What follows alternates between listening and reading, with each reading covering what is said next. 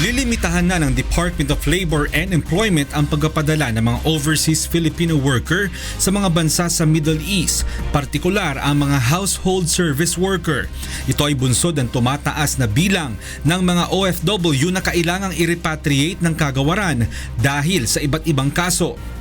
Kamakailan na ipinanukala sa Senado ang pagkakaroon ng 100 million pesos na Emergency Repatriation Fund para sa pagpapauwi sa mga distressed OFW.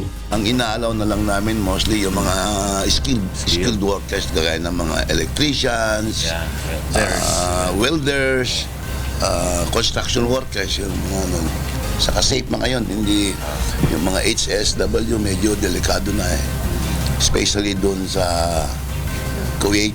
Isa si Apolinar sa mga kababayan nating namamasukan sa Qatar. Ngunit nagpaplano na siyang umuwi sa Pilipinas dahil halos wala na rin natitira sa kanyang sahod na umaabot sa 30,000 pesos. May malaki nga po ang tao dito, may kagat, kapalitan po ng pera natin. Kaso po, yung gastusin din po, ganun din po. Ganun din po ang resulta. Pinakamahirap po doon kasi ang mapalayo po sa pamilya. Nakahanda naman ang pamahalaan na magbigay ng mga trabaho at pagkakakitaan sakaling makabalik sila ng Pilipinas. Pero kailangan gumalaw yung tao.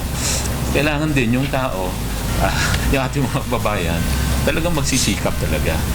Hindi kaya ng gobyerno lang na programa to. Sila mismo, yung mindset na magtrabaho ako, hanap akong trabaho, hindi ako tatambay, hindi ako inom-inom. No? Maghanap akong trabaho or maghanap akong negosyo, gawa akong negosyo. Hindi naman nangangamba ang pamahalaan na mabawasan ang remittances mula sa mga OFW kahit magkaroon ng ban sa mga domestic helpers sa ilang bansa sa Middle East. Noong nakaraang taon, umabot sa 1.3 trillion pesos o 10% ng gross domestic product ng bansa ang nagmula sa mga OFW remittance. Mon Hocson, UNTV News and Rescue, Quezon City.